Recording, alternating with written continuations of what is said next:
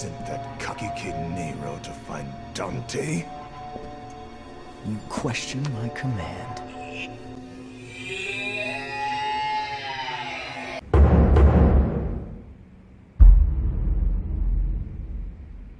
Well, this review was a long time coming, so my apologies there.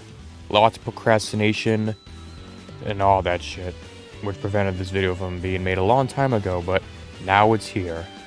Anyway, when Devil May Cry 3 first hit shelves all across the world, it blew people's minds like no other action game did at the time.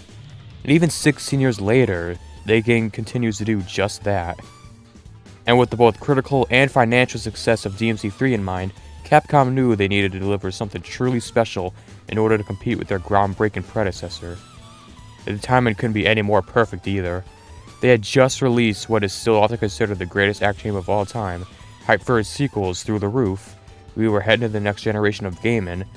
A DMC game will be appearing on a Microsoft console for the first time in the franchise's history. The beauty that was Devil May Cry 3 was going to be replicated on next-gen consoles. If I were a DMC fan at the time, I would have pissed myself 4 times over upon hearing this news. It was that anticipating. If we thought that DMC 3 was fantastic, then surely this game is going to be, yeah man, this blows. Wow, a next-gen sequel that failed to live up to its expectations. What a shocker.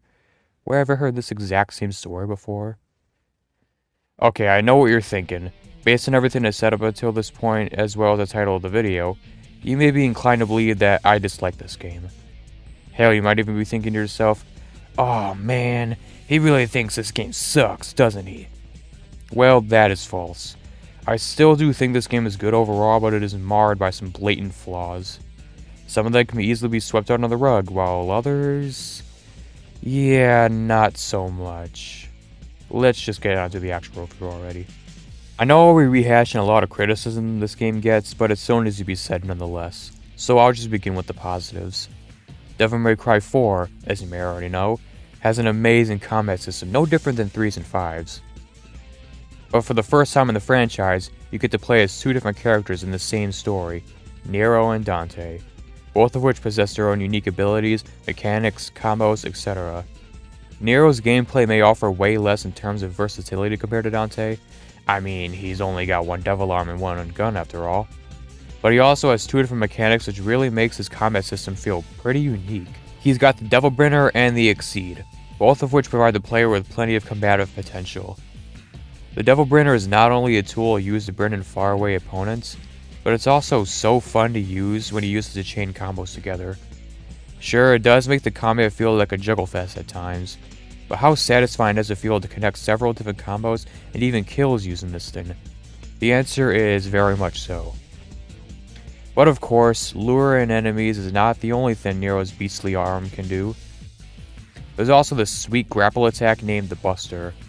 This mechanic actually has a surprising amount of usefulness outside of just using it as a neat finishing move. The animations are really cool and each enemy type has their own, but that's only the tip of the iceberg. So let's go down the list of cool ass shit you can do with this Buster.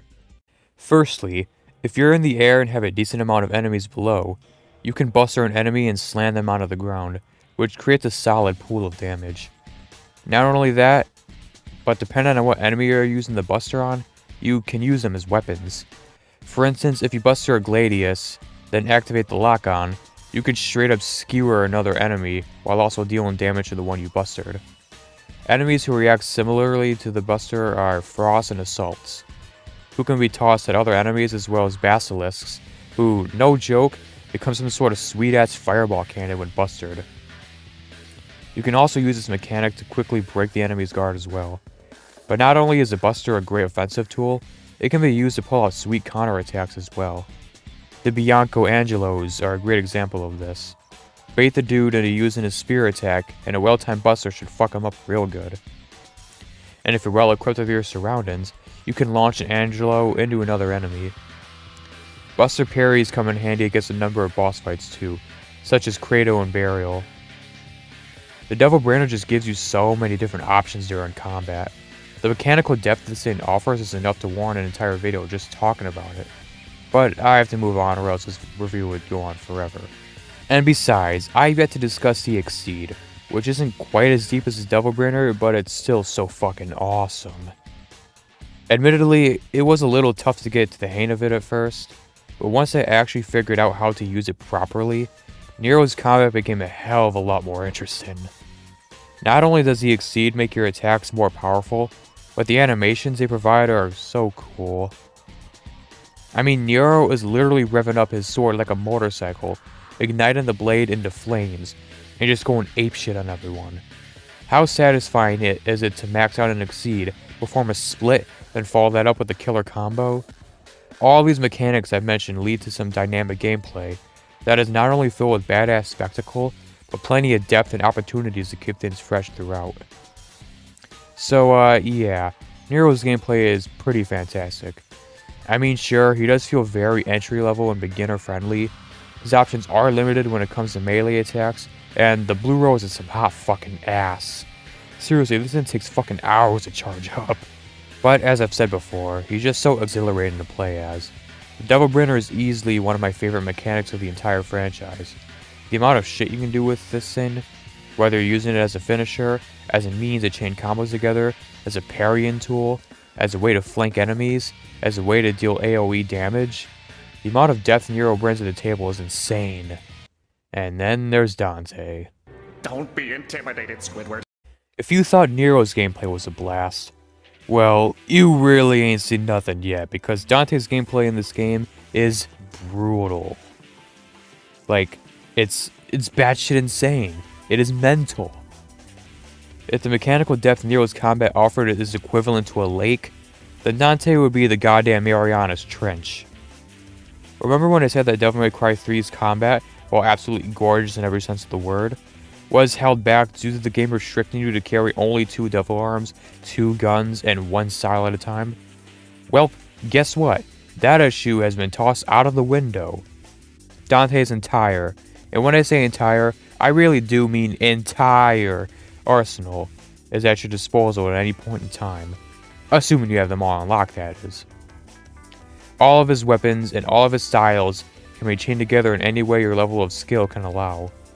This, of course, gives you so many different advantages on the battlefield. If you want to use a trickster to teleport directly in front of an airborne enemy, then quickly switch to Swordmaster and start fucking them up, you can.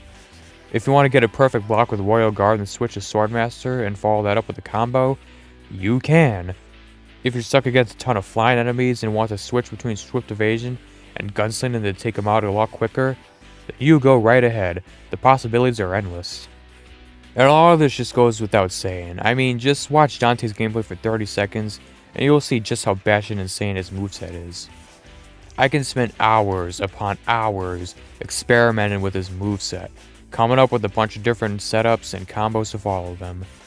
For instance, the weapon Lucifer is an amazing tool to use for combos.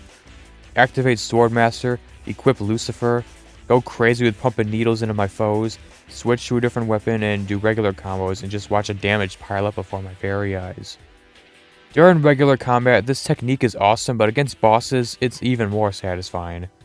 If you're smart enough with Lucifer, you can inflict some serious damage on bosses. It's such a shame this weapon didn't return for DMC5.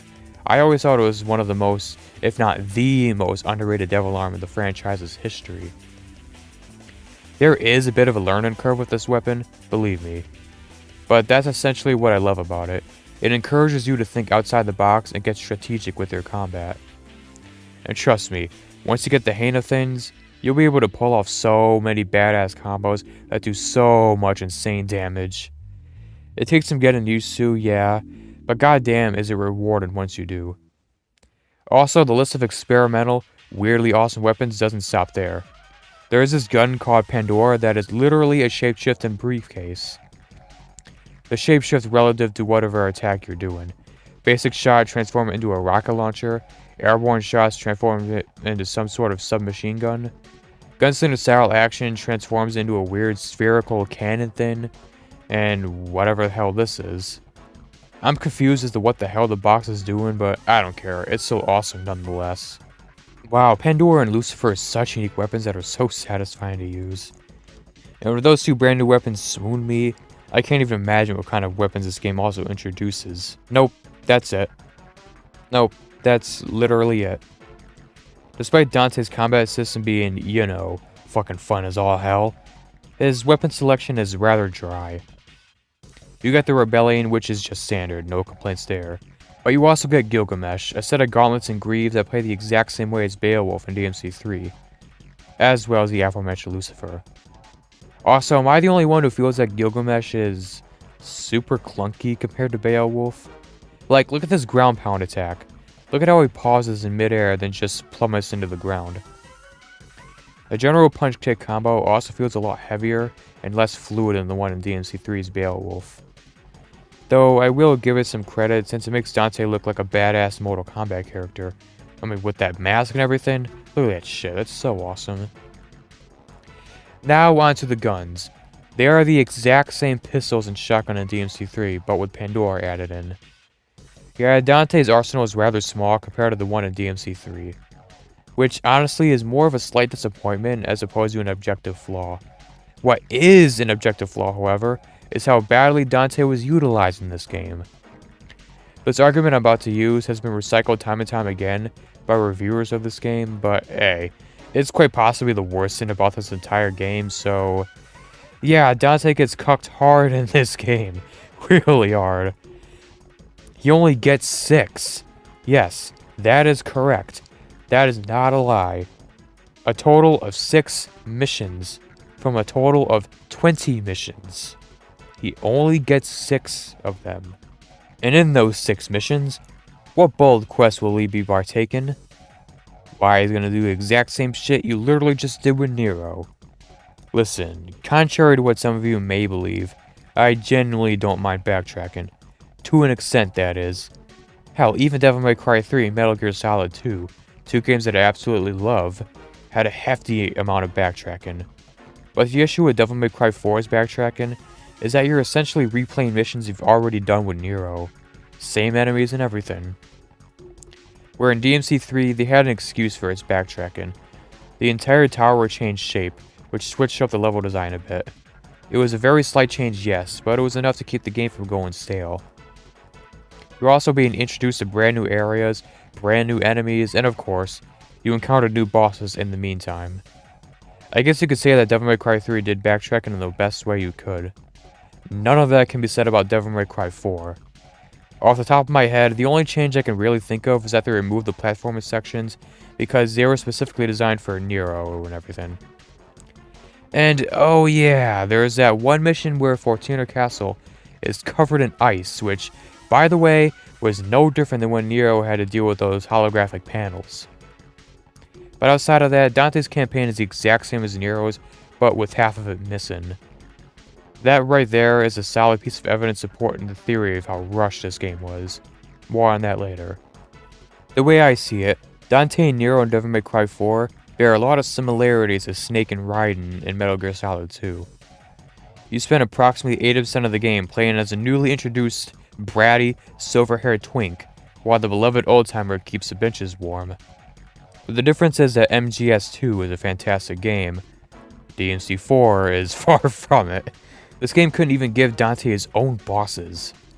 And judging by the names of his weapons and the fact that said weapons bear no semblance to literally anything you encounter in this game, is more undeniable proof that this game was rushed. Rushed out the fucking door. Rushed Sonic 06 style. Okay, maybe not that bad, but still. The only thing Dante does get is this stupid, egregious, unnecessary enemy named the Fault. It's a stupid head squid thing, I don't fucking know what this thing is, that swims around the area and engulfs Dante even if a single pixel touches you, sending you to an arena where you fight other annoying enemies. Dante could not get his own boss fights, his own missions, his own unique locations, but yet he could get the most aggravated enemy in the entire game, maybe even the entire franchise. Okay, I'm over-exaggerating a little bit there.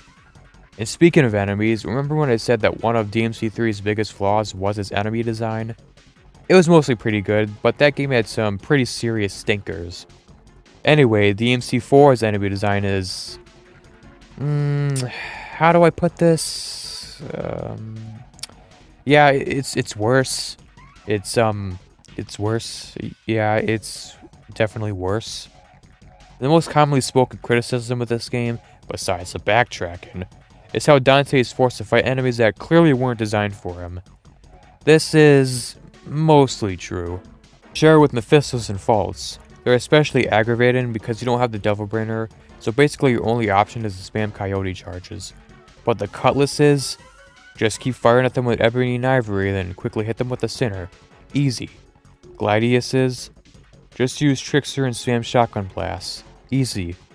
Angelos, just use Royal Guard in place of the Buster. Easy. The whole Dante versus enemy design argument is a little exaggerated, but that doesn't mean a majority of the enemies aren't annoying. See, the problem isn't just Dante, the enemy design in general is mostly just garbage. Devil May Cry 4 can really be an exhausting game to play sometimes.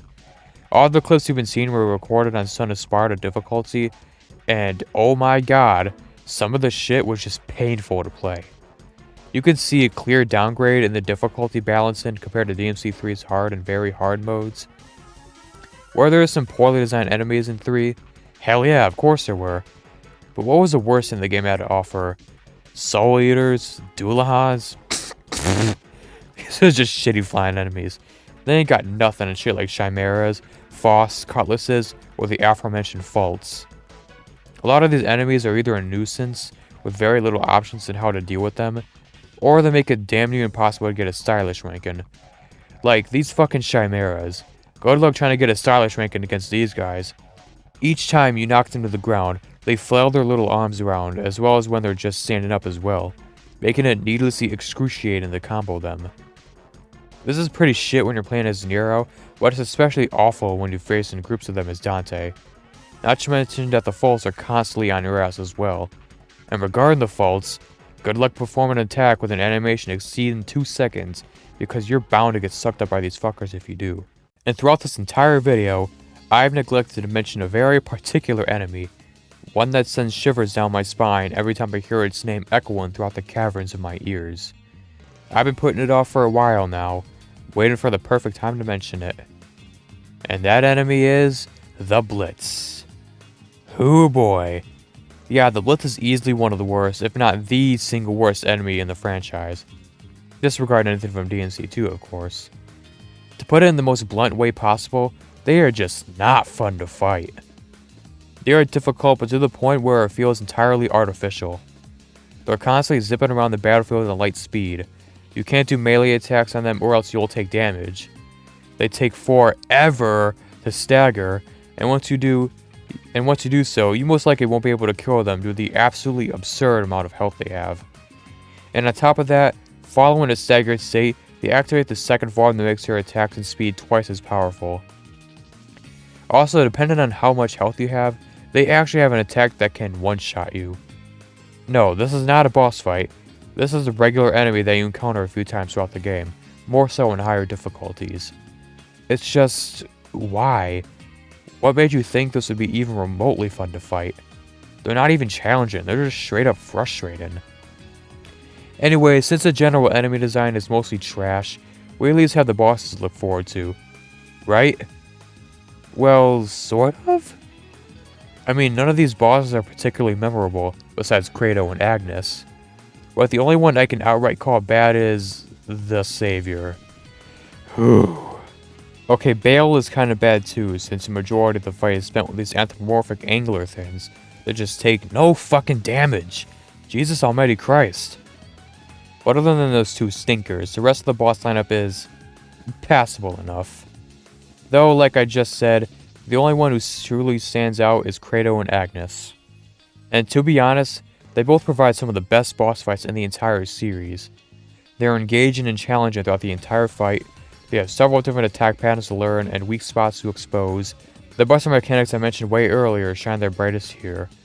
Yeah, these boss fights are truly epic. The rest kind of feel like they're just there. Just there. Sanctus is kind of boring. The very first Agnes battle, the one where we sit behind the screen thing, is just a buster fest. Burial and Echidna encourages the player to just smack them around and spam Devil Brainer moves. I will say that wearing them down and performing a buster on them feels uber satisfying though. So again, a majority of the bosses in this game aren't what I consider bad, just a major step down from the bosses in DMC3. But, of course, there's still one boss that will forever go on my permanent shit list. The Savior. How in the hell does the boss fight manage to be both boring and frustrating at the same time? Wow! Constantly jumping from platform to platform, waiting endlessly for an opportunity to strike, while attacks with janky hitboxes constantly come my way. Doesn't that sound like fun? If you answered yes, might I recommend you a therapist? This is the type of boss fight that just makes me feel exhausted every time I face it, especially on Son of Sparda. I can't even imagine how excruciating this encounter would feel on Dante Must Die. It takes forever.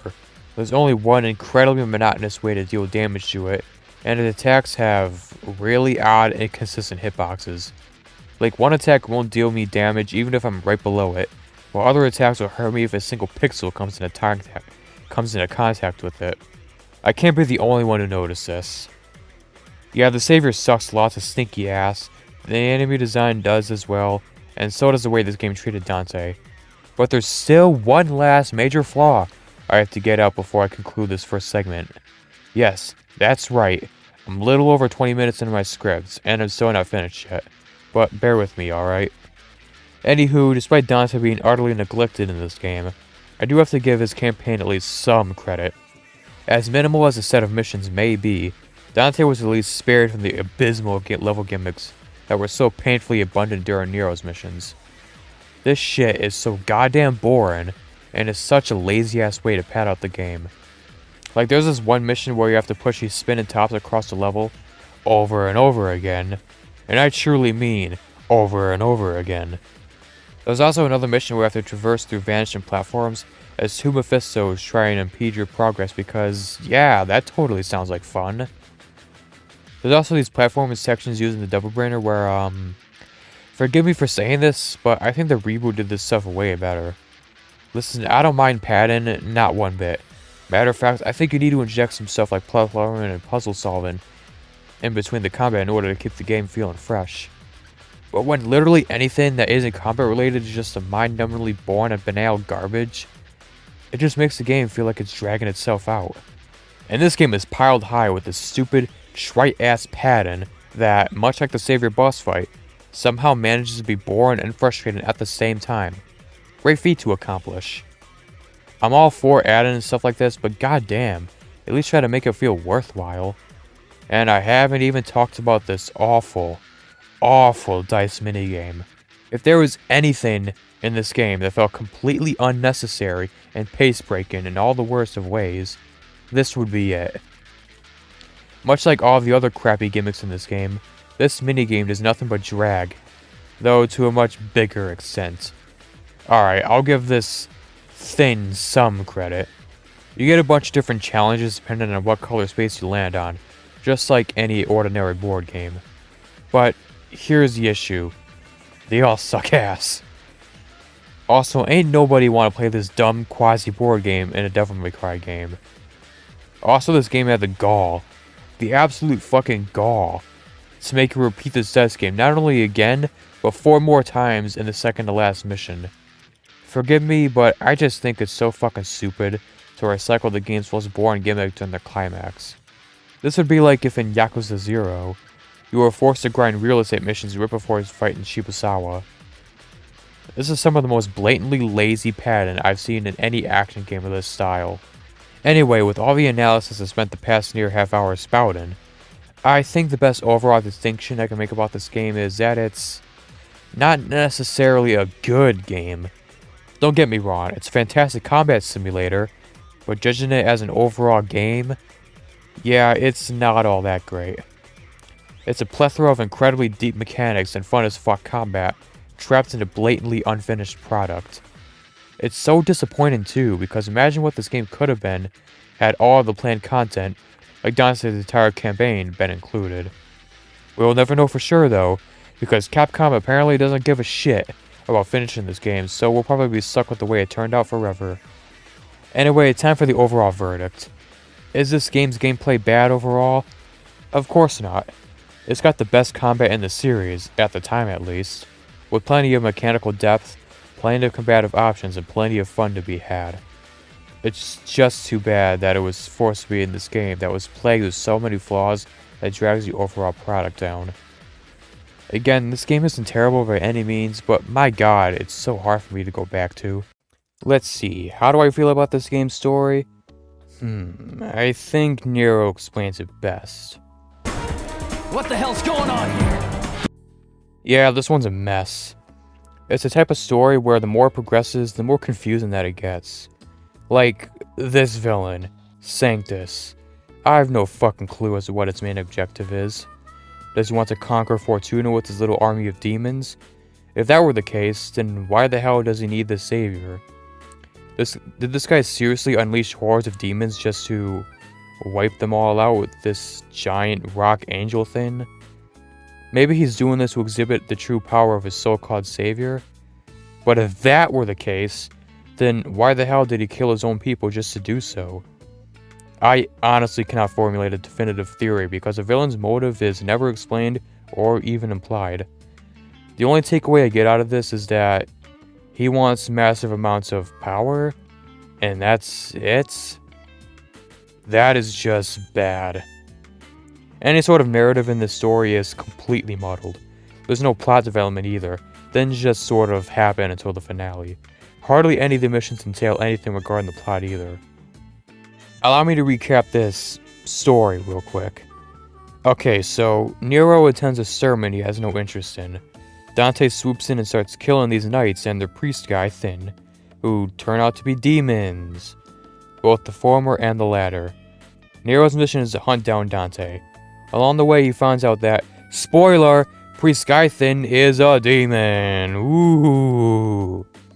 Also, he stumbles upon a research facility where it seems that the Order, wow, totally original name by the way, is harnessing demonic energy for some reason. Also, they got Yamato somehow, what the fuck? Of course, Nero wasn't supposed to be aware of this, so he gets captured along with his love interest, Kyrie, and they become the vessels that power the savior.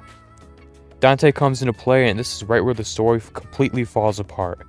The reason? Nothing fucking happens. And I mean nothing. We never get any insight on what Sanctus and Agnes truly want. We never get any context to move the plot along. We never get any sort of exposition either. All we get are rehashes of cutscenes you already saw during Nero's missions but with Dante in place. Oh, okay, Dante is trying to recover the Yamato, but that's about the only story element to Dante's campaign. A lot of this story had me asking myself, why? Why is this even happening? Why is Sanctus pretending to be a god when he's already the supposed supreme ruler of Fortuna? I say supposedly because even something as basic as that is completely up for interpretation. Why did he have to release a bunch of demons just to kill them all in the end, despite the fact that he himself and all his fellow comrades are demons too? Why is Trish pretending to be some member of the Order? Why didn't the Order do anything about Trish despite being fully aware that she was an imposter? Why didn't Dante do anything until the game's climax? Why is that 80% of these missions have absolutely nothing to do with the plot? And most importantly, why is Lady in only one cutscene? Anyway, enough about this broken excuse for a plot. What about the characters? Even if DMC 3 came up short in some regards, it always had Dante's awesome antics to look forward to. That is sort of the case in this game. Okay, I might get some flack for saying this, but I think Nero is a much better character in this game than Dante. Before y'all start booing me and shit, let me explain. Firstly, Nero's banter with his foes is far more memorable than Dante's.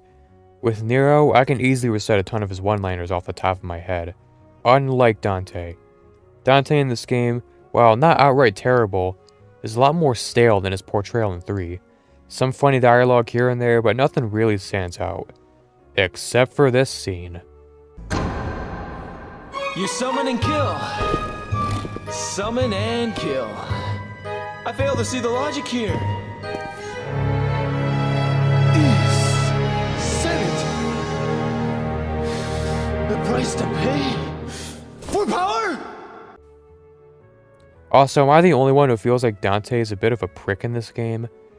I know that he's supposed to be this smug, cocky badass, But in this story, he feels very arrogant. Like, out of character arrogant. When he's witnessing Nero and Kyrie being absorbed in the Savior's core, he just stands there, does absolutely nothing, and just bitches about a Yamato. Like, bro, you could have easily killed Sanctus, thwarted his convoluted plan, and saved the day. But, nah, we gotta have an excuse to pad out the game. But enough about our main protagonist. What about the other characters? What about the other characters? Besides Kratos, this cast of bumbling fuckwads is so forgettable. We have plot device and kidnapping magnet, the stuttering man scientist trope, does nothing for the plot other than cosplaying, and of course, high priest dipshit and his confusing as fuck ambition. An ambition that I still cannot figure out. Let me get this straight. Sanctus is a demon, who is apparently the head of an all-powerful organization, who are also demons. They are the rulers of Fortuna, I think, and they open up several hellgates, releasing thousands of demons to invade the country he probably rules over. Then he creates a savior, tricks his followers into believing he's some sort of god, despite already being pretty damn powerful and having large enough influence already, only for the savior to swoop in and wipe out the demons that he released. You know what? My head hurts. I'm just gonna move on. Holy shit. So is there anything in this story that is at least salvageable? Well, the concept of combining demonic and angelic energy is really cool. Nero's a pretty solid protagonist too. Sure, he does feel like he was plucked out of your typical anime, but I just love his determination as well as his cocky attitude. The best way I can describe his portrayal is a more immature version of Dante. He possesses his most memorable qualities, but they just need to be fleshed out a bit, which is exactly what the sequel does. Also, the interaction between the two at the end was a really endearing way to cap off an otherwise crappy story. And I'm not even gonna bother giving any more analysis on the plot. Gorgeous! Devil May Cry 4 is an absolutely gorgeous looking game. Graphics still look great even by today's standards, despite being in a 13-year-old game. The environments are lush, the art style is nice, the color palette gives the game a nice pop, etc. Yeah, pretty much nothing wrong with the graphics besides the brightness. There's a bit too much of it for my taste, which occasionally makes things hard to see, namely in the jungle area, but other than that, the graphics are still fantastic.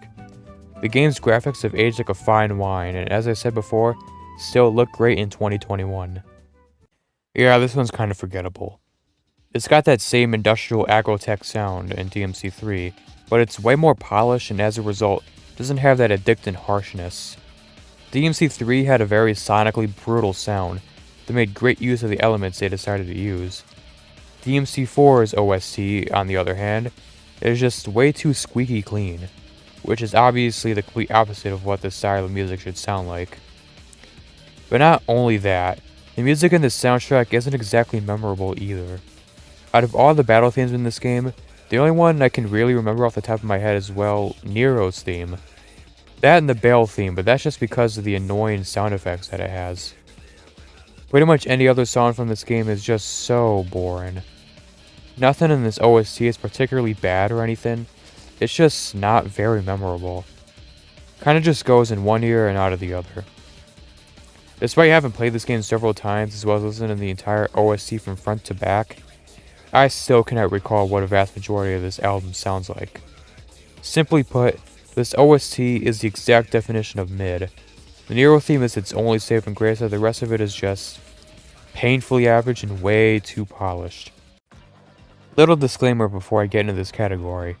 I'm playing the special edition of this game, so everything I say doesn't apply to the original PS3 360 version.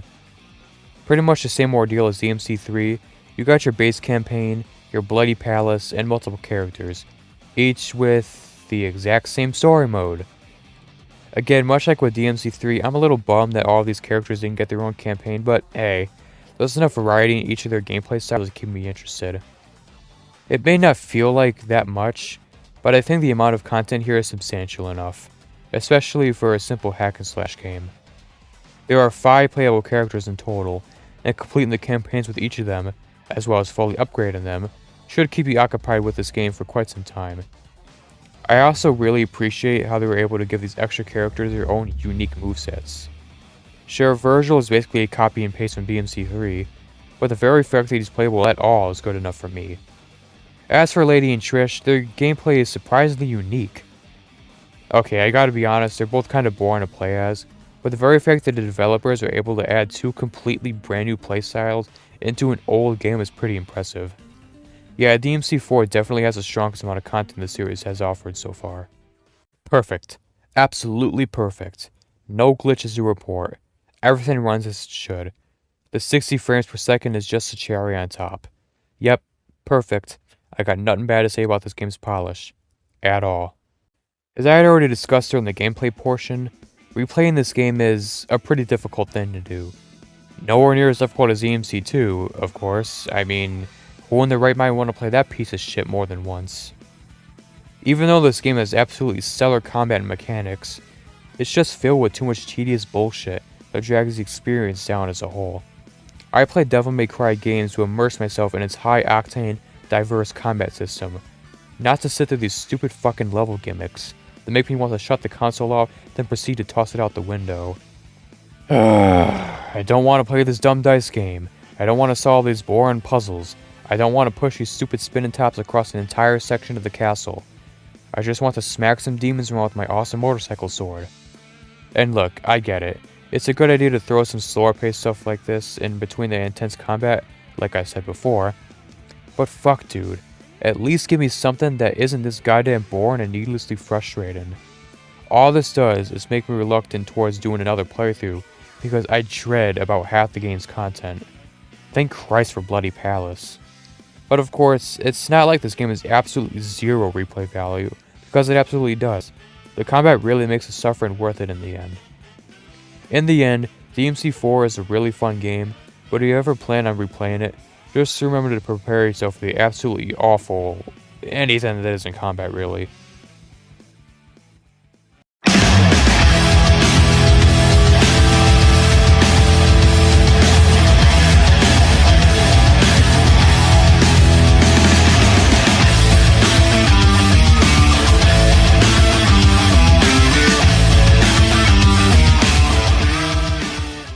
So, there you have it. Not only my longest review, but also my longest video in general to date. It was a pain in the ass to make this thing, and I'm sure I'm going to get some angry fans in the comments, but hey, it was all worth it. As a closing remark, I would like to mention that this game could have been truly fantastic. Just playing the game should give you enough proof of how rushed and unfinished this game is. It's clear and evident that Devil May Cry 4 was supposed to be something much bigger, but since Capcom did what game publishers do best, we only got to see roughly half of what Itsuno and Kobayashi had envisioned for the game. It sucks, but that's just the reality of how the gaming industry works. Had Capcom actually allowed the devs to fully complete this game, it would have been a masterpiece without a doubt. But unfortunately, we did not get that, and what we're stuck with is an amazing combat simulator trapped inside of a blatantly unfinished game that has a really shitty story. But the really sad thing about this game is that this was the last hurrah for Devil May Cry for so many years. Fans waited patiently to get a sequel, and once that day came, we were greeted with what I consider to be the greatest character action game of all time.